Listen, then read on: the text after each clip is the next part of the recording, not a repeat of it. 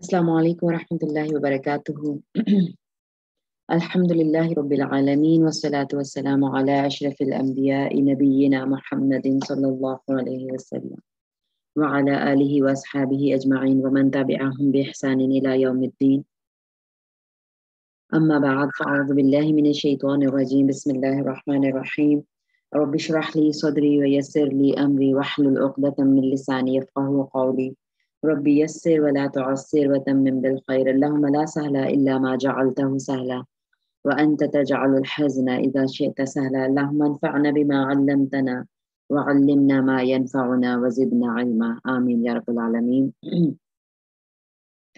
तमाम तारीफ़ें अल्लाह ताला के लिए जिसने हमें तौफ़ीक़ दी, उसके फ़ज़्ल व करम से अल्हम्दुलिल्लाह हम दोबारा जमा हो पाए एक दिन और अपनी ज़िंदगी का हमने अल्हम्दुलिल्लाह वक्त निकाला प्यारे नबी सल्लल्लाहु अलैहि वसल्लम की तालीमात को समझने के लिए। सब अल्लाह ताला की तौफीक है। अल्लाह ताला कबूल फरमाए, हमारी नीयतों को खालिस रखे और जो हम सीखें पढ़ें उसको हम आगे फैला पाएँ, उस पर अमल कर पाएँ और उसको आगे फैला पाएँ। आमीन या रब्बल आलमीन। जो हमारा हदीस में बाब चल रहा है, बाबू सिफ़ातुस सलाती, नमाज की सिफतों का, यानी एट्रीब्यूट्स उसके कि किस तरह से उसकी कौन कौन सी नमाज की सिफतें हैं, कैसे नमाज जो है वो उसमें जो है वो खूबसूरती आएगी या उसके क्या करने की चीज़ें हैं और क्या नहीं, वो हम देख रहे हैं। करने की चीज़ें ही बल्कि देख रहे हैं, क्या नहीं करनी वो हम पहले पढ़ चुके हैं। तो उसमें हम मतलब नमाज शुरू जहाँ से हुई उसमें दुआ इस्तिफ्ताह हमने देखा, मुख्तलिफ दुआए इस्तिफ्ताह सुन्नत से साबित हैं। और फिर हमने देखा कि ठहर ठहर के नमाज पढ़ना कितना ज़रूरी है, इत्मीनान से नमाज पढ़ना कितना ज़रूरी है, सजदे की कैफियत क्या है, उसमें बाजू नहीं फैलाने ज़मीन पे, जिस्म के साथ नहीं जोड़ने। और फिर हमने देखा, मतलब मोटी मोटी आपको बातें बता रही हूँ कि जो है वो तवर्रुक यानी पाँव की क्या पोजीशन होनी चाहिए नमाज में। 2 रकात हैं तो क़ादतुल ऊला और क़ादतुल आखिरा होगा। तो यानी 4 रकात हैं तो फिर 2 वाली में कैसे बैठना है और फिर आखिरी में कैसे बैठना है, ये सारी चीज़ें हम डिटेल में पढ़ रहे थे। उसके बाद फिर हमने जो आखिरी हदीस हमने पिछली क्लास में पढ़ी थी, वो आमीन ऊंची आवाज में कहने पर थी, ठीक है। तो और सही हदीस को करार दिया गया है। और रसूलुल्लाह सल्लल्लाहु अलैहि वसल्लम ने जो अबू हुरैरा रज़ियल्लाहु अन्हु हैं, उनसे मरवी है कि रसूलुल्लाह सल्लल्लाहु अलैहि वसल्लम जब उम्मुल कुरान यानी सूरह फातिहा से फारिग होते तो बुलंद आवाज में रफ़अ सौतहु, अपनी आवाज बुलंद करते, और वक़ाल आमीन, अपनी बुलंद आवाज में आमीन कहते। ये सही हदीस से साबित है। तो अब इस पे हमने बात कर ली थी कि आमीन ऊंची आवाज में कहना जो है वो आमीन कहने में किसी का इख्तिलाफ नहीं है कि सूरह फातिहा के बाद आमीन कही जाएगी, लेकिन ऊंची आवाज में कहना है या आहिस्ता आवाज में, इसमें इख्तिलाफ है। और जब वही बात है कि ये जो फ़िक़्ह जहाँ आप जो आपको नाम नजर आ रहे हैं कि अहनाफ जो है वो आमीन आहिस्ता कहने के कारण, अहनाफ कौन है? फ़िक़्ह हनफी के मानने वाले, राइट।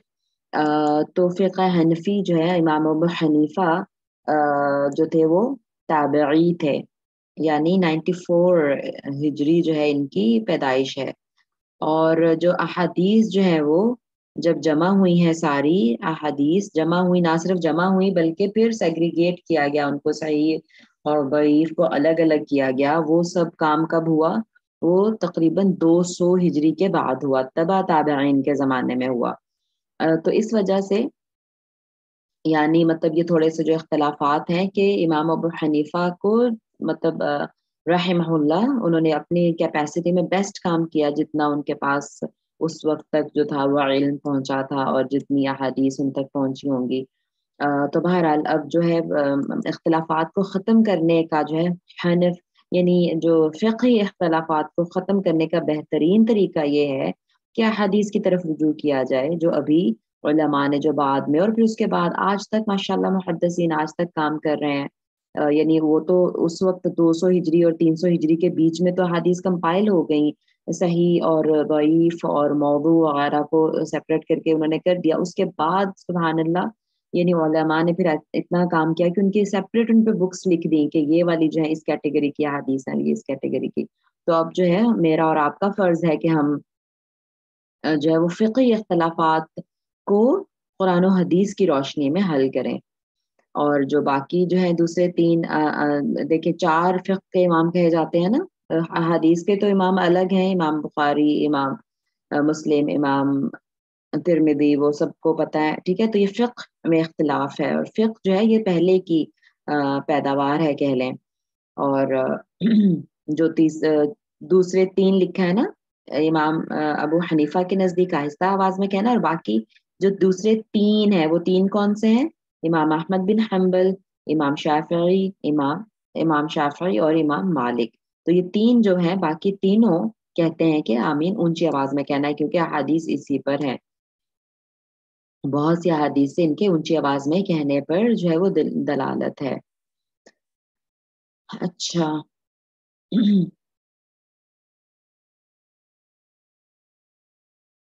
اور بلکہ جو ایک اور جگہ پہ حدیث آئی ہوئی ہے، جو ابھی میں بتا رہی تھی نا کہ امام ابو حنیفہ کے جو استاد ہیں ان کا بھی بیان ہے، ان سے ایک حدیث ہے جو حضرت عبداللہ بن زبیر. اور پھر وہی بات ہے کہ امام ابو حنیفہ نے کیا فتاویٰ دی اور وہ جمع کیسے ہوئے، اور اس میں جو ہے پھر ان کے شاگردوں نے کیا آگے لکھا، وہ اس میں جو ہے پھر ظاہر ہے کہ وہ حدیث کے مقابلے میں اس کو ظاہر نہیں لیا جا سکتا. تو بلکہ عطا بن ابی رباح ان کے اپنے استاد ہیں امام ابو حنیفہ کے، تو وہ بھی عبداللہ بن زبیر جو صحابی تھے رضی اللہ تعالی عنہما، ان سے روایت کرتے ہیں کہ مکہ میں جب لوگ آمین بلند آواز سے کہتے تو مسجد گونج اٹھتی تھی. ٹھیک ہے، چلیں بہرحال آگے چلتے ہیں. کچھ حدیث ہیں آہستہ آواز پر بھی، لیکن علماء نے اس کی سند کو صحیح نہیں قرار دیا، ٹھیک ہے، ان کو ضعیف قرار دیا ہے جو آہستہ آواز میں کہنے والی حدیث ہیں.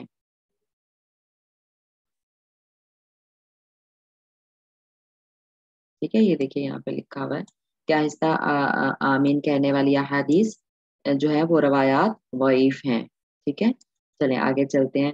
وعن عبداللہ ابن ابی اوفا، یہاں سے آج ہمیں شروع کرنا ہے اپنا درس. رضی اللہ تعالیٰ عنہ، عبداللہ بن اوفا رضی اللہ تعالیٰ عنہما سے روایت ہے، قالا فرماتے ہیں، جاء رجل ایک آدمی آیا الی النبی صلی اللہ علیہ وسلم، نبی صلی اللہ علیہ وسلم کے پاس. فقالا، تو اس نے کہا، انی بے شک میں، لا استطیع میں استطاعت نہیں رکھتا، ان اخذ کہ میں کچھ لوں، من القرآن قرآن میں سے، یعنی کہ میرے پاس کچھ قرآن میں سے رہے، یعنی مجھے قرآن میں سے کچھ یاد ہو جائے، میں قرآن میں سے کچھ بھی یاد نہیں رکھ سکتا.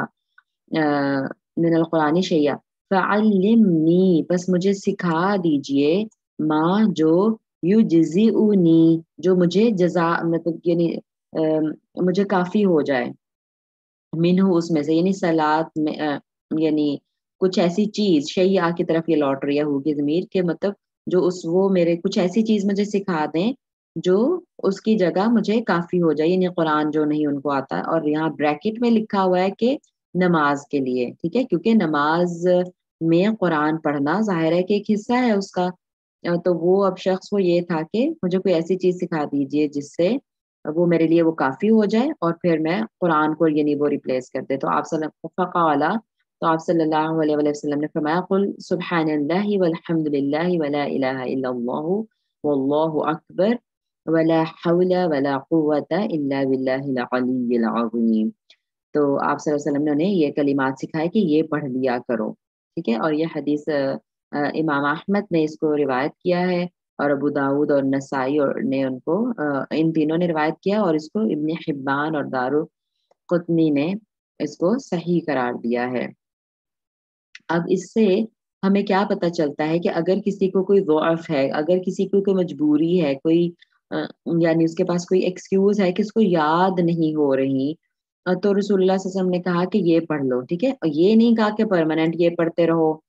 اور ہمیں یہ بھی پتہ ہے کہ فاتحہ جیسے وہ ہے کہ جس نے مطلب فاتحہ کو پیچھے بھی جو ہم نے حدیث پڑھی ہیں کہ وہ اس کے بغیر نماز نہیں ہے جو سا فاتحہ نہیں پڑھتا. تو اس سے یہ پتہ چل رہا ہے کہ جب تک ان کو نہیں اور ہو سکتا ہے یہ بھی بات ہو کہ یعنی فاتحہ ان کو یاد ہو اور اس کے علاوہ جو پیچھے قرات کرنی ہوتی ہے وہ یاد نہ ہو، تو اس کی جگہ رسول اللہ صلی اللہ علیہ وسلم نے یہ والے کلمات سکھائے. ٹھیک ہے، لیکن اس سے یہ ثابت نہیں ہوگا کہ پوری عمر انسان اس طرح کرتا رہے. ٹھیک ہے، مجبوری کی حالت میں آ کے اس شخص نے آپ سے پوچھا تو آپ نے اس کو یہ جو ہے وہ مشورہ دیا کہ آپ اس طرح یعنی حکم دیا کہ اس طرح پڑھ لو. ٹھیک ہے، اسی طرح جیسے مطلب ٹیمپریرلی کچھ جیسے ابھی یہاں پہ دیکھیں لکھا ہوا ہے کہ اگر کوئی یعنی معذور ہے کسی وجہ سے وہ وضو نہیں کر سکتا، اس کو مطلب وہ زخمی ہے، کوئی ایسا بیماری ہے، تو اس کو کہا جائے کہ ہاں تم ٹھیک ہے وضو نہ کرو تیمم کر لو، تو کیا وہ پوری عمر کرتا رہے گا؟ نہیں نا. یعنی جب تک وہ اس کی وہ پرابلم رہے گی. اب یہ اس کو یاد نہیں رہتا تو وہ کوشش کرتا رہے سیکھنے کی، تو جب اس کو یاد ہو جائے گا کچھ تھوڑا بہت تو پھر وہ اس کو پڑھنا شروع کر دے. تو بہرحال مجبوری کی حالت میں اگر ان کلمات کو پڑھنے کا حکم دیا ہے اور اس سے پھر جو ہے نا فاتحہ ساقط نہیں ہوتی. یعنی کچھ جو ہے جو شاید وہی جو پیچھے ہماری ڈسکشن ہوئی تھی پہلے دن، ابھی آج تیسرا دن ہے ہمیں اس باب کو پڑھتے ہوئے، تو پہلی دفعہ جو کلاس تھی اس میں ڈسکشن ہوئی تھی فاتحہ کو پڑھنے پہ اور نہ پڑھنے پہ. تو جیسے ابھی یہ والی حدیث آئی ہے، اس طرح کی احادیث کو جو ہے نا جواز بنا کر یا دلیل بنا کر یہ جو کہتے ہیں کہ ہاں امام صاحب کے پیچھے خاموشی سے کھڑے رہنا، چاہے سری نماز بھی ہے چاہے جاری ہے، فاتحہ بھی نہیں پڑھتے کچھ لوگ. ٹھیک ہے، تو اس طرح کی احادیث کو روایت یعنی اس دلیل بناتے ہیں کہ دیکھیں اس کو قرآن میں سے کچھ بھی نہیں آتا تھا تو رسول اللہ صلی اللہ علیہ وسلم نے کہا کہ ٹھیک ہے تم اس طرح پڑھ لو، تو اس کی بھی تو نماز ہو جاتی ہے نا. رائٹ، تو یہ والی مطلب یہ دلائل اس طرح لینا صحیح بات نہیں ہے. ٹھیک ہے، اور پھر وہی بات کہ یہاں پہ مطلب یہ واضح بھی نہیں ہے کہ اس کو فاتحہ آتی تھی کہ نہیں. ٹھیک ہے، بہرحال تو یہ جو راوی تھے عبداللہ ابن ابی اوفا، ان کی کنیت ابو محمد یا ابو معاویہ ہے. ان کے والد کا نام القمہ بن حارث اسلمی ہے. خود بھی شرف صحابیت سے سرفراز ہوئے اور بیٹا بھی، یعنی باپ بیٹا دونوں، عبداللہ بھی اور جو ابی اوفا تھے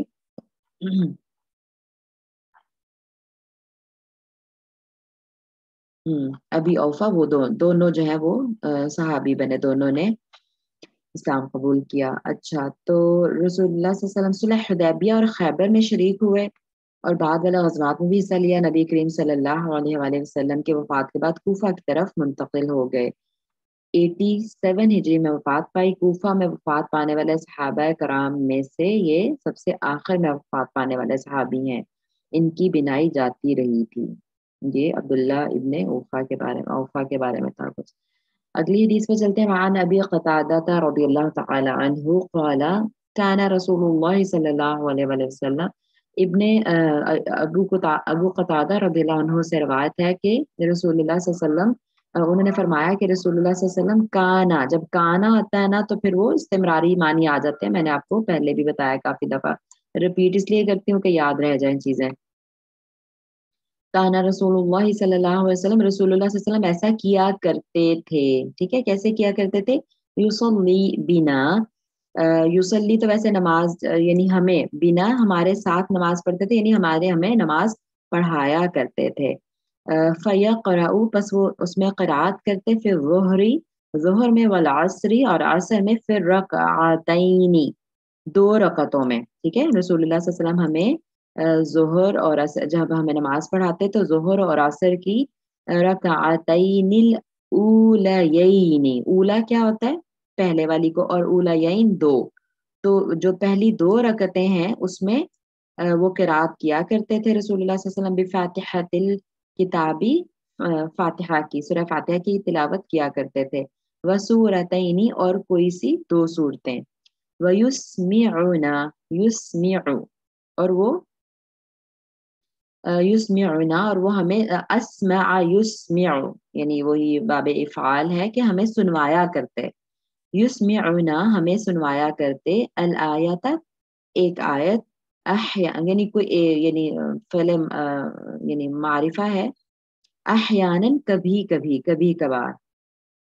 کیا ہے کہ سورہ فاتحہ اور ظہر اور عصر کی پہلی دو رکعتوں میں سورہ فاتحہ پڑھتے رسول اللہ صلی اللہ علیہ وسلم، اور اس کے بعد کوئی دو صورتیں پڑھتے، اور پھر کبھی کبھی ہمیں بھی کوئی آیت سنا دیا کرتے۔ اور آگے کیا ہے؟ وَيُطَوِّلُ الرَّكْعَةَ الْأُولَى، اور پہلی رکعت یطول طویل کرتے، اس کو پہلی رکعت کو لمبا کرتے، وَيَقْرَأُ فِي الْأُخْرَيَيْنِ بِفَاتِحَةِ الْكِتَابِ، وَيَقْرَأُ اور تلاوت کرتے، قرات کرتے، فی الْأُخْرَيَيْنِ آخری جو دو ہوتی ہیں، آخری دو رکعات میں بفاتحة الکتابی یعنی سورہ فاتحہ پڑھتے صرف۔ متفقن علیہ، صحیح یعنی موسٹ اوتھینٹک حدیث ہوتی ہے جب وہ صحیح بخاری مسلم دونوں میں آ جاتی ہے۔ اب اس میں کیا 4 رکعات کی نماز کی کیفیت بیان ہوئی ہے۔ ظہر اور عصر میں 4 رکعات ہوتی ہیں تو اسی کی کیفیت بیان ہو رہی ہے، کیونکہ یہ سری نماز ہوتی ہے۔ حالانکہ عشاء میں بھی 4 ہوتے ہیں لیکن اس کو نہیں بیان کیا، کیونکہ وہ تو ظاہر ہے کہ اونچی آواز میں ہی قرات کرتے تھے اور سب کو پتہ چل جاتا تھا، تو یہ سری ہوتی ہے نماز۔ اچھا، اس سے یہیں سے میں آپ کو پڑھ کے بتا دیتی ہوں اس کا جو حاصل کلام ہے، جو یعنی میں بات پتہ چل رہی ہے، اس سے ایک تو یہ پتہ چلتا ہے کہ ظہر اور عصر میں قرات سری ہوتی ہے، ٹھیک ہے، جو اس دن بھی بات ہوئی تھی کہ صرف ظہر اور عصر میں سری ہوتی ہے، باقی فجر جو ہلکے ہلکے اندھیرے میں ہوتی ہے نا، ان سب میں اونچی آواز میں قرات ہوتی ہے۔ فجر ہو گئی، مغرب ہو گئی اور عشاء، تو یہ 3 نمازوں میں جہری ہوتی ہے، قرات اونچی آواز سے ہوتی ہے، اور یہ جو 2 ہے ظہر اور عصر جو فل ڈے لائٹ میں ہوتی ہیں، وہ ان میں خاموشی سے قرات ہوتی ہے۔ اچھا، ایک تو یہ بات پتہ چلی کیونکہ صرف ان دونوں کی بات آ رہی ہے اور بتایا جا رہا ہے اسپیشلی کہ کیا پڑھا کرتے تھے رسول اللہ صلی اللہ علیہ وسلم سے پوچھ کے۔ اچھا، تو اور دوسری یہ کہ کبھی کبھی کوئی ہمیں بھی آیت سنا دیا کرتے تھے، ٹھیک ہے، اب خاموشی سے پڑھ رہے ہیں تو پھر بیچ میں سے کوئی ایک آیت اونچی آواز میں پڑھ کے سنا دیا کرتے تھے، یعنی تو وہ کہہ رہے ہیں کہ اس کی حکمت یہ معلوم ہوتی ہے کہ نمازیوں کو یہ معلوم ہو جائے کہ آپ صلی اللہ علیہ وسلم اس وقت بھی قرآن ہی کا کوئی حصہ تلاوت فرماتے ہیں، یعنی ظہر اور عصر میں اگر خاموشی سے آپ کھڑے ہیں تو لوگوں کو یعنی صرف یہ بتانے کے لیے کہ اس میں بھی حالانکہ بے شک سری ہے لیکن فاتحہ کے بعد کوئی سورت تلاوت کرنی ہے، وہ بتانے کے لیے جو ہے نا وہ آپ صلی اللہ علیہ وسلم یعنی کہ قرآن ہی تلاوت فرما رہے ہیں، آپ کوئی دعا یا ذکر نہیں پڑھ رہے، یہ بتانے کے لیے آپ کوئی آیت کبھی اونچی آواز میں پڑھ دیتے ہیں بیچ میں ہو، یہ خیال ہے کچھ علماء کا۔ اور دوسرے یہ بھی کہ نمازیوں کو علم ہو جائے کہ اس نماز میں فلاں صورت پڑھی جا رہی ہے۔ یہ کچھ حکمتیں جو ہے وہ بیان کی گئی ہیں کہ کیوں کبھی کبھی کوئی اونچی آواز میں وہ آیت پڑھ دیتے تھے، اور پھر یہ بھی پتہ چلتا ہے کہ باقی جو تلاوت ہے وہ آہستہ آواز میں ہو رہی ہوتی تھی۔ ایک مسئلہ یہ بھی اس حدیث سے پتہ چلتا ہے کہ پہلی رکعت میں قرات ذرا نسبتاً لمبی اور دوسری میں ذرا چھوٹی ہونی چاہیے، ٹھیک ہے۔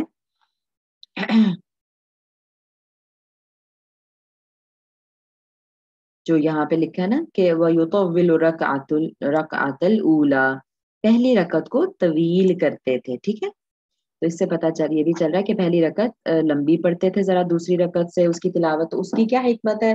ظاہر صاف سے جو حکمت نظر آ رہی ہے وہ یہی ہے کہ اگر کوئی لیٹ ہو گیا تو پہلی رکعت کے اندر شامل ہو جائے، کیونکہ اگر پہلی رکعت نکل گئی یعنی رکوع میں چلے گئے امام صاحب تو پھر تو جو لیٹ پہنچیں گے اگر کچھ، کیونکہ ظاہر ہے ظہر اور عصر ہے، کوئی ٹائم دن کا ٹائم ہے، مطلب لوگ بزی ہو سکتے ہیں، اپنے کوئی دکان سے آئے گا، کوئی کچھ کسی طرح سے، تو ٹائم نکال کے ان کو آنا ہے نا، تو آتے آتے اگر لیٹ ہو گیا تو چلو تھوڑی قرات لمبی چلی جائے تو اس میں پھر وہ شامل ہو جائے گا، ورنہ تو اس کی رکعت مس ہو جائے گی، ٹھیک ہے نا، تو یہ حکمت اس کی معلوم ہوتی ہے کہ پہلی رکعت کو لمبی کرنے کی۔ اور اس حدیث سے یہ بھی معلوم ہوتا ہے کہ پچھلی 2 رکعتوں میں یعنی 4 رکعت والی نماز ہے تو پہلی 2 رکعتوں میں تو فاتحہ کے بعد کوئی اور تلاوت ہوگی، لیکن جو تیسری اور چوتھی رکعت ہے آخری 2، اس میں یہ دیکھیں وَيَقْرَأُ فِي الْأُخْرَيَيْنِ بِفَاتِحَةِ اس میں صرف فاتحۃ الکتاب پڑھتے یعنی سورہ فاتحہ پڑھتے، آخری 2 میں صرف سورہ فاتحہ پڑھتے، یہ بھی پتہ چل رہا ہے اس حدیث سے، کافی ساری چیزیں پتہ چل رہی ہیں۔ ایک مسئلہ یہ بھی اس سے پتہ چلتا ہے کہ سری نمازوں میں کسی آیت کا بلند آواز سے پڑھنے سے سجدہ سہو لازم نہیں آتا، اگر خاموشی والی نماز ہے، سری نماز ہے ظہر اور عصر کی، لیکن غلطی سے بھی اگر کوئی امام یعنی امام جو اس نے اونچی آواز میں کچھ تلاوت کر دیا اس میں، حالانکہ ہے تو سری نماز، لیکن اس سے پھر سجدہ سہو لازم نہیں آئے گا، کیونکہ رسول اللہ صلی اللہ علیہ وسلم نے بھی کبھی کبھی اس طرح کیا، ٹھیک ہے۔ اور پھر یہاں آتا ہے احیانا، ہوتا ہے کبھی کبھار، تو یہ بھی معلوم ہوا کہ ایسا فعل یعنی کوئی آیت بیچ میں سے پڑھ دینا آپ صلی اللہ علیہ وسلم سے صرف ایک مرتبہ ہی نہیں ہوا بلکہ متعدد بار ایسا ہوا، یعنی انہوں نے کہا نا کہ کبھی کبھی پڑھ دیا کرتے، تو اس کا یہ مطلب نہیں ہے کہ آپ صلی اللہ علیہ وسلم سے بھول کے ہو گیا، رائٹ، کہ قرات کبھی اونچی ہو گئی۔ اگر ہو سکتا ہے پوری زندگی میں ایک ہی دفعہ ہوا ہوتا تو ہم کہتے ہیں کہ ہاں بھول کے آپ صلی اللہ علیہ وسلم نے اونچی آواز میں پڑھتی، اور پھر ہو سکتا ہے اس پہ وہ سجدہ صاحب بھی کرتے، لیکن سجدہ صاحب بھی آپ صلی اللہ علیہ وسلم نے نہیں کیا اور کبھی کبھار اس طرح کر دیتے تھے، تو اس کا مطلب ہے کہ یہ اس طرح مطلب ٹھیک ہے، اور اگر کوئی کر دے تو وہ اس سے سجدہ صاحب نہ نہیں اس پہ لازم آتا۔ اگلی حدیث کی طرف چلتے ہیں۔ وعن ابی سعید الخدری رضی اللہ تعالی عنہ، ابو سعید خدری، اچھا یہاں پہ ابو سعید لکھا ہوا ہے، یہاں پہ ابی سعید لکھا ہوا ہے۔ اس کی ریزن یہ ہے کہ ابھی جو ہے نا یہ حالت جر ہے، ٹھیک ہے، اور عن جو ہے نا یہ حرف جر ہوتا ہے، یہ گرامیٹیکلی میں آپ کو ریزن بتا رہی ہوں، کیونکہ مجھے ظاہر ہے مجھے ہوتا تھا کہ اچھا ابھی ہے کہ ابو ہے، اور کبھی کبھی ابا بھی، تو عربک میں تو یہ لکھے ہوئے نظر آتے ہیں، لیکن اردو میں ہم ہمیشہ، کیونکہ اردو میں یہ حالتیں نہیں ہے نا، حالت رفع نصب جر، تو اس لیے اردو میں ہمیشہ ابو سعید ہی لکھا جاتا ہے، ابو بکر ہی لکھا جاتا ہے، لیکن عربک میں آپ کو ابی بھی ملے گا، ابا بھی ملے گا، ابو بھی ملے گا، تو اس کی حالتیں فرق ہونے کی وجہ سے، حالت رفع نصب جر، جو گرامر کے اسٹوڈنٹس ہیں ان کو تو سمجھ آ رہی ہوگی بات، ٹھیک ہے، تو عن کے بعد عن حرف جر ہے، اس لیے ہمیشہ ابھی اس کی حالت رفع ہی آتی ہے۔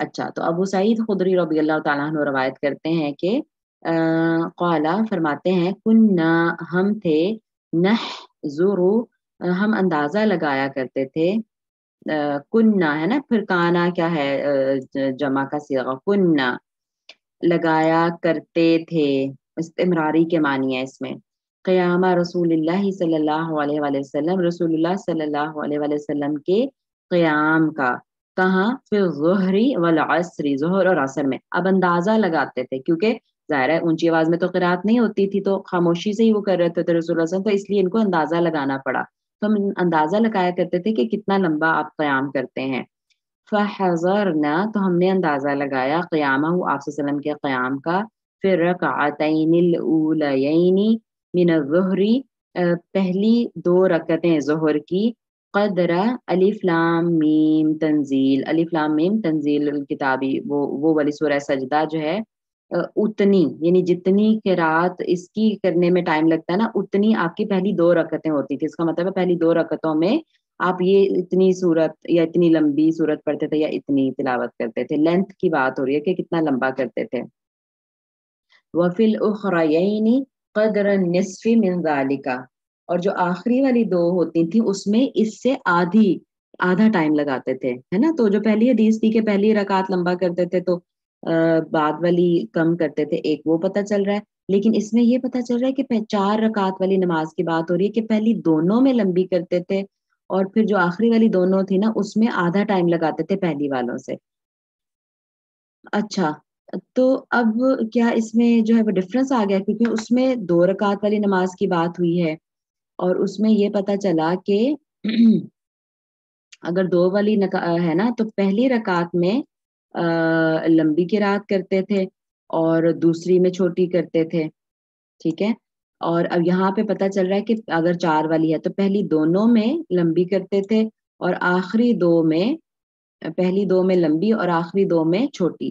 اچھا، اب یہ جو ان دونوں کا ڈفرنس ہے وہ تو شاید اس طرح سے ہے کہ اس میں ظاہر دعائے استفتاح ہوگی، اعوذ باللہ ہوگا، بسم اللہ ہوگا، ہے نا، پھر سورہ فاتحہ ہوگی اور پھر کوئی اور تلاوت ہوگی، لیکن جو پہلی رکعت میں، لیکن جو دوسری ہوگی اس میں دعائے استفتاح نہیں ہے، تو آٹومیٹکلی چھوٹی ہو جاتی ہے، یعنی، اور جب یہ کہا کہ ان دونوں میں قرات جو تھا تقریباً ایک جتنی کرتے، تو اس کا مطلب ہے کہ وہ تعوذ تسمیہ کو نکال کے باقی جو قرات ہے وہ تقریباً ایک جتنی ہوتی تھی ان میں لینتھ، لیکن چونکہ پہلی رکعت میں وہ بھی ہوتی ہیں تو اس لیے پہلی اور دوسری آپس میں پھر چھوٹی بڑی ہوتی تھی، تو پہلے والی سب سے بڑی ہوتی تھی، لیکن اگر کمپیریزن کیا جائے قرات کا، کیونکہ یہاں پہ قرات کی بات ہو رہی ہے کہ کتنی رکعت تقریباً قرات کرتے تھے، تو اس کی قرات اور اس کی قرات تقریباً برابر ہوتی تھی، ٹھیک ہے، سورہ فاتحہ کے بعد والی اس کی آیات کی، اور آخری والی دو کی چھوٹی ہوتی تھی، یہ والی تقریباً ساری، تو دونوں حدیثیں جو ہے نا وہ سمجھ آ گئی، اور دونوں حدیثوں پہ یعنی مطابقت ان میں قائم ہو گئی ہے اس طرح سے۔ اچھا، اور پھر کہہ رہے ہیں کہ वफिल ऊलयैनि मिनल अस्र, ये तो जोहर की नमाज की बात हो गई ना। वफिल ऊलयैनि मिनल अस्र, और असर की पहली जो दो रका, ऊलयैन पहली दो में कहा, ऊला का मतलब पहली और यैन तस्निया का सीगा है, तो इसमें दो के मानी भी मिल रहे हैं। पहली दोनों रकात में, असर की पहली दोनों रकात में वो क्या करते थे, अला क़द्रिल उख़रयैनि मिन ज़ुहरी, जोहर में जो आखिरी, जोहर की जो आखिरी रकात में जितनी तिलावत की होती थी उतनी असर के पहली रकात में करते। यानी अब असर जो है ना वो शॉर्ट प्रेयर करते थे उसमें, क्योंकि जोहर के पहले दो में लंबी और आखिरी दो में छोटी, ठीक है ना, उसके आधी।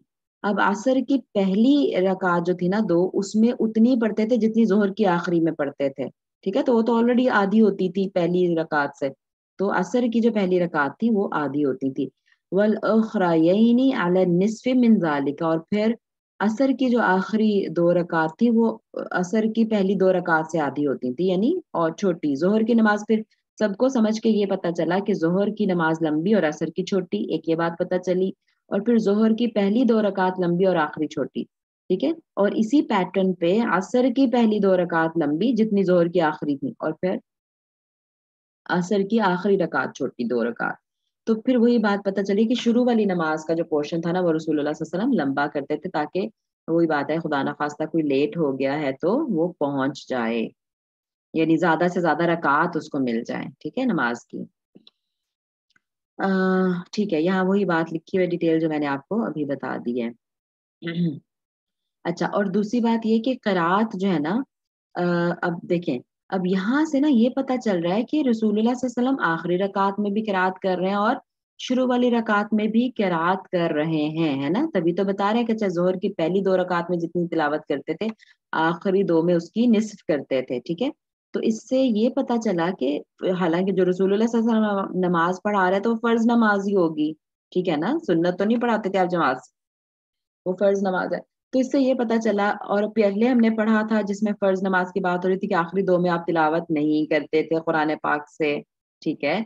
तो अब इन दोनों को जमा कैसे किया जाएगा, दो अहादीस को, ये जमा कहते हैं इसको, या मुताबिकत पैदा करना कहते हैं। तो इससे उलमा ये कहते हैं कि पिछली दो रकात में सूरह फातिहा के बाद कोई दूसरी सूरत या दूसरी आयत पढ़ना मसनून है, जिस तरह यानी पढ़ना भी मसनून है और ना पढ़ना भी मसनून है, क्योंकि अहादीस जो है वो दोनों की बिल्कुल सही हैं, ठीक है ना।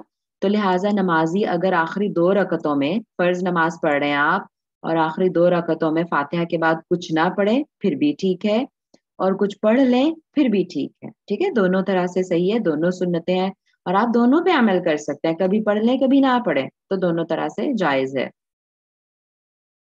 आई होप कि क्लियर हो गया होगा इंशाल्लाह। और सुन्नतों में तो खैर पढ़ते ही हैं, सुन्नतें तो जो चार सुन्नतें भी होती है ना वो अप्रिशिएटेड यही है वैसे, कि आप दो दो करके पढ़ लें, क्योंकि वो तो असल में जो सुन्नत या नवाफिल है ना वो दो दो यूनिट्स में ही है, यानी उसका बेहतरीन तरीका ये है कि दो दो करके पढ़ी जाए। वैसे मैं खुद भी हमेशा जोहर की जो है ना वो चारों इकट्ठी ही पढ़ती हूँ सुन्नतें, और बल मजे की बात है कि मुझे पता भी नहीं था यहाँ पढ़ने से पहले कि वो चार का मतलब है कि टोटल चार पढ़नी है, आप दो दो करके भी पढ़ सकते हैं, ये मुझे बिल्कुल आइडिया नहीं था। तो खैर, तो आइडिया होने के बाद ये आदत ऐसी पक्की हुई हुई है कि वो इकट्ठी चार ही पढ़ते हैं।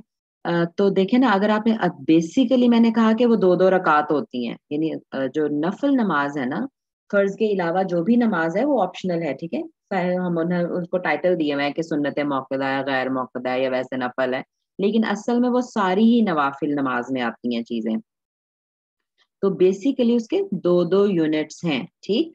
तो बेहतरीन ये तरीका यह है कि दो दो करके पढ़ा जाए, तो जब ज़ाहिर है दो दो पढ़ेंगे तो हर दो रकात में तो पढ़नी पड़ेगी ना फिर वो फातिहा के बाद कोई और दुआ, सूरत, सॉरी दुआ नहीं सूरत, तो इसीलिए फिर चारों इकट्ठी भी पढ़ रहे हैं तो चारों में आप सूरह फातिहा के बाद किरात करेंगे, लेकिन फर्ज में जो है ना कर लें तो भी ठीक है, नहीं करें तो भी ठीक है।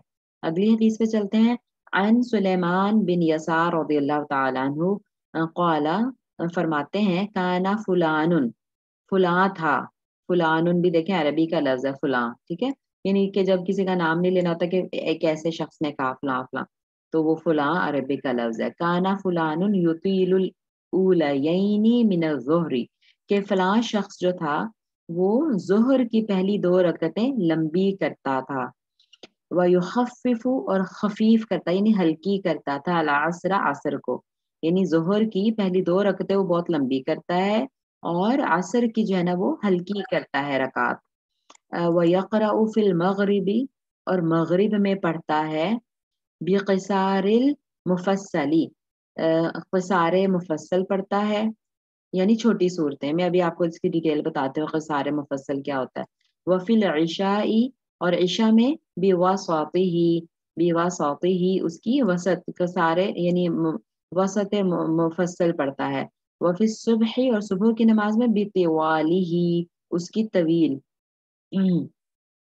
یعنی طوال مفصل پڑھتے ہیں۔ تو فقال ابو ہریرہ رضی اللہ تعالی عنہ، تو ابو ہریرہ رضی اللہ عنہ نے فرمایا ما صلیت نہیں میں نے نماز پڑھی وراء احد کسی ایک کے پیچھے اشبہ یعنی میں نے مشابہت پائی صلاتن نماز کی برسول اللہ صلی اللہ علیہ وآلہ وسلم رسول اللہ صلی اللہ علیہ وسلم کے ساتھ من ھذا اس سے، یعنی ابو ہریرہ کہہ رہے ہیں کہ میں نے اس کی نماز سے یعنی اس نماز جس طرح یہ نماز ہے نا اس نماز سے زیادہ کسی اور کی نماز میں رسول اللہ صلی اللہ علیہ وسلم سے مشابہت نہیں پائی، یعنی جتنی یہ مشابہ نماز ہے نا رسول اللہ صلی اللہ علیہ وسلم کی اتنی اور کسی کی نماز رسول اللہ صلی اللہ علیہ وسلم کے مشابہ نہیں ہے، یعنی رسول اللہ صلی اللہ علیہ وسلم بھی اسی طرح پڑھا کرتے تھے، یعنی اس کی لینتھ جو ہے نا وہ اسی طرح سے کم و بیش کرتے تھے۔ اچھا اب یہ کہہ رہے ہیں کہ جو کانا فلاں، اب روایت جو ہے وہ سلیمان بن یسار کر رہے ہیں نا، ٹھیک ہے، تو جو تحقیق کی علماء نے تو پتہ چلا کہ وہ کس کی بات کر رہے تھے، وہ مدینہ کے جو امیر بنائے گئے تھے رسول اللہ صلی اللہ علیہ وسلم کی وفات کے بعد، ٹھیک ہے، عامر بن سلمہ اس کی بات کر رہے تھے کہ وہ یعنی فلاں جس کو کہا نا کہ فلاں شخص ایسا کرتا ہے ایسے نماز پڑھتا ہے، تو وہ فلاں شخص کون تھا، وہ مدینہ کے امیر تھے، عمر بن سلمہ ان کا نام ہے، اور بعض نے کہا کہ اس سے عمر بن عبدالعزیز مراد ہے، لیکن یہ غلط ہے کیونکہ عمر بن عبدالعزیز تو بعد میں پیدا ہوئے تھے حضرت ابو ہریرہ سے پہلے، تو حضرت ابو ہریرہ فوت ہو گئے تھے تو عمر بن عبدالعزیز بعد میں پیدا ہوئے، تو کیسے عمر بن عبدالعزیز کی بات ابو ہریرہ سے کوئی کر سکتا ہے، ٹھیک ہے، تو وہ غلط ہے۔ مطلب یہ علماء کے طریقے ہیں جو بایوگرافیز انہوں نے پڑھی ہیں ساری، سبحان اللہ اتنی محنتیں کی ہیں علماء نے صحیح کو صحیح اور غلط کو غلط ثابت کرنے میں۔ اللہ تعالیٰ ان کی کوششوں کو قبول فرمائے اور ہم سب کو فائدہ اٹھانے کی توفیق دے کہ ان کی اتنی محنتوں کے باوجود جو ہے نا ہم اختلافات میں پڑے ہوئے ہیں اپنے کم علمی کی وجہ سے۔ اچھا خیر اینی ویز جو بات چل رہی تھی جو میں آپ کو ڈیٹیل بتانا چاہ رہی تھی وہ یہ ہے کہ جو قصار کا یہاں ذکر آیا نا مفصل کا بلکہ ذکر آیا مفصل، تو مفصل جو ہے نا مفصل قاف پر کسرہ قصیر کی جمع ہے قصار قصار، ٹھیک ہے، تو قصار مفصل اور قصار اوسط مفصل، اور تو یہ کیا مفصل کا پہلے دیکھ لیتے ہیں۔ قرآن کا آخری حصہ جن چھوٹی چھوٹی صورتوں پر مشتمل ہے اس کا نام مفصل ہے، ٹھیک ہے، مفصل کیا چیز ہے اور وہ کیوں ہے، کیونکہ اس میں فاصلہ جو ہے نا وہ یعنی ایسا ہے جیسے یعنی چھوٹی چھوٹی صورتیں نا کہ ایک کلام پورا ہوتا ہے تو پھر تھوڑے سے فاصلے کے بعد دوسرا، ایسا لگتا ہے کہ ایک ہی کلام ہے اور بیچ میں بس تھوڑا تھوڑا فاصلہ ہے، ٹھیک ہے، تو چھوٹی صورتوں کو فصال مفصل اس لیے کہا گیا ہے، ایک تو بات یہ ہوگی۔ اچھا اب دوسری یہ کہ اور ان چھوٹی صورتوں کو بھی مزید 3 اقسام میں تقسیم کیا گیا، ٹھیک ہے، مفصل کون ہے، وہ چھوٹی صورتیں جو قرآن کے آخری پاروں میں ہیں، ٹھیک ہے، وہ ان کو مفصل کہتے ہیں۔ تفصیل سے نا آپ اس کو سمجھیں کہ تفصیل ہے اس کا مطلب، ٹھیک ہے، تفصیل نہیں، مفصل فاصلے سے ہے۔ اچھا تو جو چھوٹی چھوٹی صورتیں کیونکہ ان میں جو ہے نا ایسا لگتا ہے کہ ایک لمبی بات میں بس بیچ میں ایک فاصلہ آ گیا تھوڑی تھوڑی دیر بعد، ٹھیک ہے، اس لیے مفصل کی 3 اقسام ہیں، طوال مفصل، اوساط مفصل اور قصار مفصل۔ تو جو طوال مفصل ہیں یعنی وہ فاصلہ یعنی وہ ہیں تو چھوٹی صورتیں لیکن ان چھوٹی میں کمپیریٹیولی وہ طویل ہیں، کمپیریٹیولی لمبی ہیں. تو وہ کہتے ہیں کہ سورہ حجرات سے شروع ہو کر سورہ بروج تک جو ہے نا وہ طوال مفصل چلتا ہے. اور یہ سورہ سورہ حجرات کہاں ہے؟ 27 نہیں، سورہ حجرات 26 پارہ میں ہے.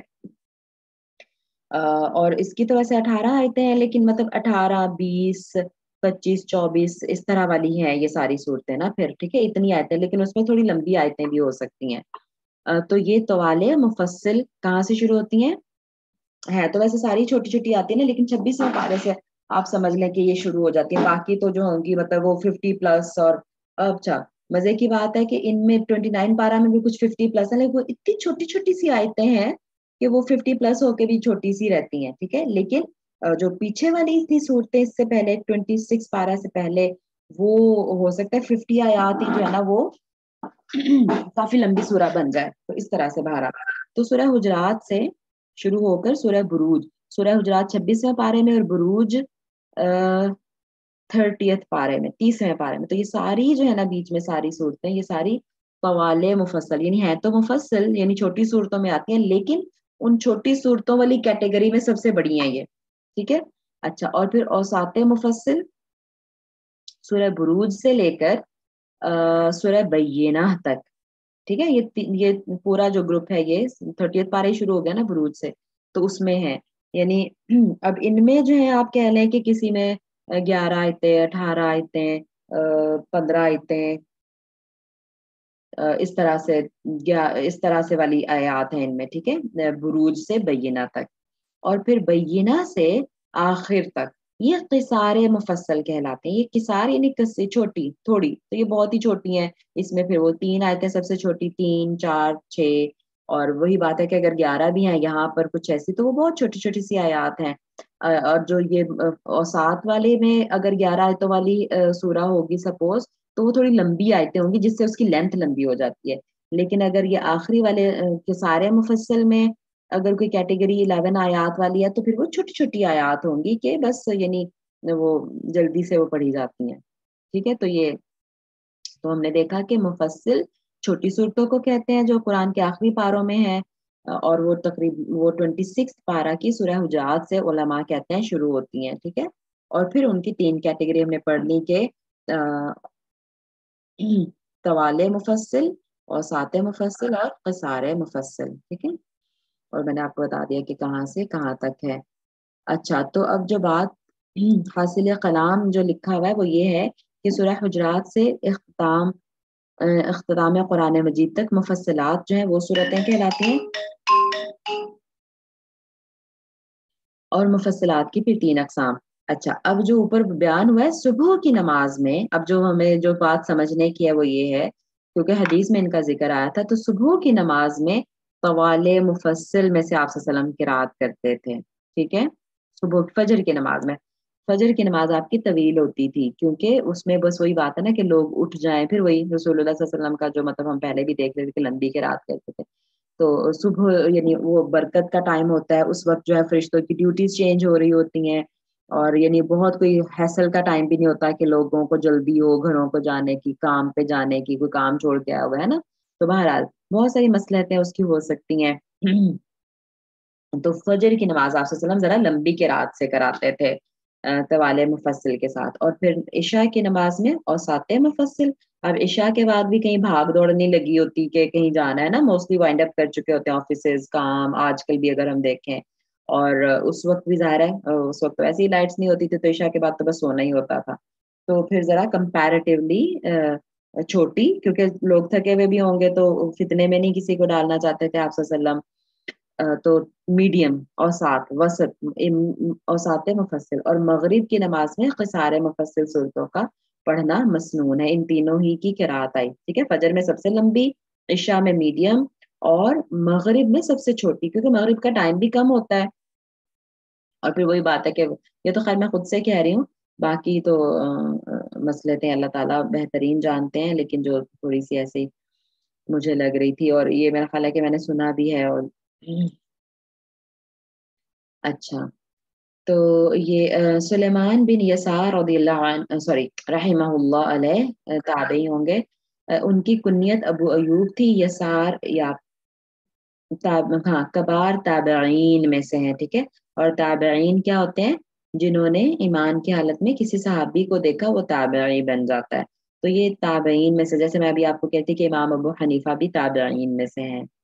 تو یہ کبار اور صغار کا کیا مطلب ہوتا ہے کہ یعنی جب انہوں نے یعنی یہ بڑے ہی تھے، بڑی ایج تھی ان کی جب انہوں نے تابعین کو صحابہ کو دیکھا، اور یعنی اچھی اپنی فہم اور اس کی، اور کچھ ایسے ہوں گے جو چھوٹے بچے ہوں گے اس وقت جو صحابیوں کے زمانے میں تھے، تو پھر وہ صغار تابعین میں سے آتے ہیں.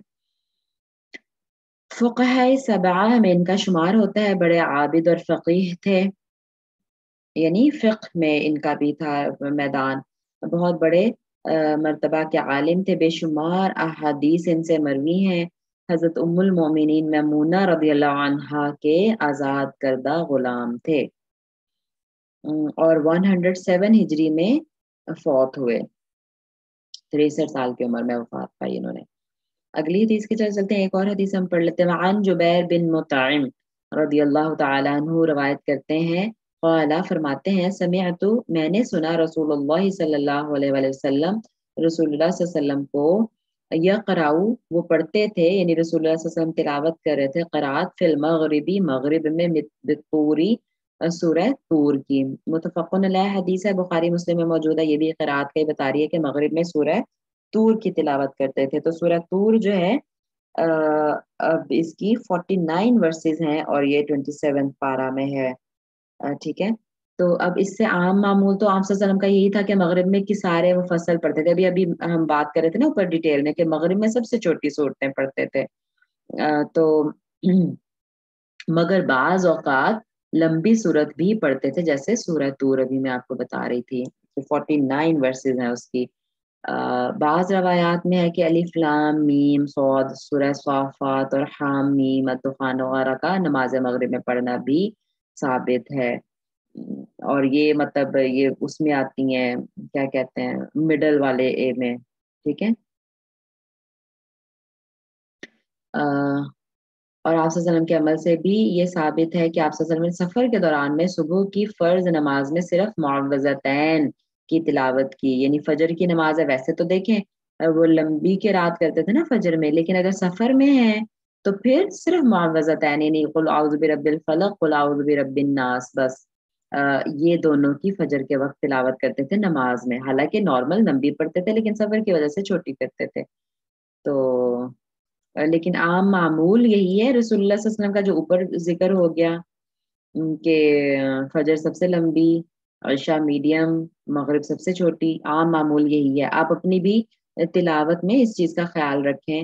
اول تو کوشش کریں کہ قرآن کا تھوڑا اچھا پورشن ہمیں یاد ہو، تاکہ ہم ان سنتوں پر عمل کر سکیں، اپنی قرآت کو تھوڑا لمبا کم کر سکیں. لیکن اگر کبھی اس کے خلاف بھی ہو تو بھی جائز ہے، مطلب فرض نہیں ہے، سنت ہے. اور پھر وہی بات ہے جیسے میں نے کہا کہ صحابہ جو تھے وہ اس وجہ سے ہر کام کو کرتے تھے کہ یہ سنت ہے. ایسا کیسے ہو سکتا ہے کہ رسول اللہ صلی اللہ علیہ وسلم نے اس طرح کیا اور ہم اس کو فالو نہ کریں. وہ سنت کو سنت سمجھ کے کبھی چھوڑتے نہیں تھے، کہ بلکہ مضبوطی سے پکڑ لیتے تھے. اور ہم جو ہے آج کہتے ہیں اچھا سنت ہی ہے نا، اور ہم اس کو سنت سمجھ کے چھوڑ دیتے ہیں کہ کوئی بات نہیں، فرض تو نہیں ہے نا، ٹھیک ہے، تو ہم اس کو یہ سمجھ کے چھوڑ دیتے ہیں. حالانکہ صحابہ یہ سمجھ کے کرتے تھے کہ رسول اللہ صلی اللہ علیہ وسلم نے کیا تو ہم بھی لازم اسی طرح کریں گے. ایک اور حدیث لے لیتے ہیں، یہ بھی اسی پہ قرات پر ہی ہے کہ ابی ہریرہ رضی اللہ عنہ فرماتے ہیں، قالا فرمایا انہوں نے، کان رسول اللہ صلی اللہ علیہ وسلم، رسول اللہ صلی اللہ علیہ وسلم تھے، یقرأ فی الصلاۃ الفجر یوم الجمعۃ الف لام میم تنزیل، یعنی سورہ سجدہ کی تلاوت فرماتے تھے فجر کی جمعے کے دن کی نماز میں. تو دیکھیں اس طرح حدیث ہیں جن سے پھر ہمیں پتہ چلتا ہے رسول اللہ صلی اللہ علیہ وسلم کی نماز کی یعنی کیفیت کا، اور جو مسنون اس میں قرات ہیں وہ کیا ہے. وَهَلْ أَتَى عَلَى الْإِنسَانِ، یعنی دو ہوتی ہیں نا فجر کی رکعات، تو ایک میں سورہ سجدہ اور دوسری میں سورہ انسان کی تلاوت فرماتے تھے. متفقن علیہ. یعنی مغرب کی جمعہ کے روز صبح کی نماز میں ہمیشہ ان صورتوں کو پڑھتے تھے. اچھا، ان صورتوں کا التزام کیوں کرتے تھے؟ شیخ الاسلام ابن تیمیہ رحمہ اللہ فرماتے ہیں کہ اس کی مصلحت اور حکمت یہ سمجھ آتی ہے. پھر وہی علماء نے کوشش کیا ہے کہ ٹرائی کرے اس کو فگر آؤٹ کرنے کی. اور یہ حکمتیں اس کا عقیدے سے کوئی تعلق نہیں ہے نا, تو اس لیے پھر ان کا اجتہاد جائز ہے علماء کا. جیسے وہ سوچ سکتے ہیں کہ اچھا کیوں آپ صلی اللہ علیہ وسلم نے ایسے کیا ہوگا, لیکن عقیدے میں ہمارا اجتہاد ہم نہیں کر سکتے. اس کے لیے تو کوئی لازم چیز آئی ہوگی تو وہی ہم بات کریں گے. اچھا, وہ کہتے ہیں کہ کیوں ان صورتوں کو پڑھتے تھے, یعنی سورہ سجدہ اور سورہ انسان کو سورہ دہر بھی کہتے ہیں, سورہ انسان بھی کہتے ہیں. اس کے دو نام ہیں, ٹھیک ہے, سورۃ الانسان یا سورۃ الدہر. وہ کہتے ہیں کہ ان صورتوں میں تخلیق آدم, روز قیامت, بندوں کا میدان محشر میں جمع ہونا مذکور ہے, اور احادیث میں مذکور ہے کہ قیامت بھی جمعہ کے دن آئے گی. غالباً اسی مناسبت سے آپ صلی اللہ علیہ وسلم, کیونکہ اس میں سورہ انسان بھی ہے اور سورہ سجدہ, اس میں قیامت کا ذکر ہے کہ قیامت جب قائم ہوگی تو پھر, اور یعنی وہ سارا اس میں ذکر ہے. تو اور جمعہ کے دن قیامت قائم ہوگی, تو اس لیے جمعہ کے دن صبح صبح ایک ریمائنڈر کے طور پہ لوگوں کو وہ حالات ان کے سامنے لانے کے لیے آپ صلی اللہ علیہ وسلم شاید یہ صورتیں پڑھتے ہوں کہ ایک یاد دہانی ہو جائے ان کو کہ اس طرح سے قیامت آنے والی ہے اور یہ کچھ ہونے والا ہے. اور پھر وہی بات, اگر میں کہوں کہ اگر یہی والا جمعہ ہو, کیونکہ جمعے کو اگر قیامت آنی ہے تو یہی والا جمعہ ہو تو وہ ایمان پہ ایٹ لیسٹ ہو. اچھا چلے ٹھیک ہے, پھر انشاءاللہ ہماری کلاس کا ٹائم یہاں پہ ختم ہو رہا ہے. ہاں, ان دونوں کو پڑھنا مسنون ہے. جن صورتوں کو نبی صلی اللہ علیہ وسلم نے کسی نماز میں بالالتزام پڑھا ہو, ہمارے لیے وہ امتثال امر اور تعمیل عمل کرتے ہوئے ان صورتوں کو انہی نمازوں میں پڑھنا افضل ہے. ویسے تو فرض تو نہیں ہے, کچھ بھی پڑھ سکتے ہیں, ٹھیک ہے, اس کا یہ مطلب ہرگز نہیں ہے کہ کوئی دوسری صورت نہیں پڑھی جا سکتی, ٹھیک ہے نا, مگر اتباع سنت کا تقاضا یہی ہے کہ انہی صورتوں کو پڑھا جائے جو رسول اللہ صلی اللہ علیہ وسلم نے پڑھی. اگر آج مطلب یاد ہوں کسی کو تو وہ یہی والی پڑھے. اور ٹھیک ہے, چلیں انشاءاللہ پھر 229 حدیث سے اگلی کلاس میں پڑھیں گے. یہاں پہ ہم اینڈ کرتے ہیں. سبحانک اللہم و بحمدک, نشہد ان لا الہ الا انت, نستغفرک و نتوب الیک. ربنا تقبل منا انک انت السمیع العلیم وتب علینا انک انت التواب الرحیم. آمین یا رب العالمین.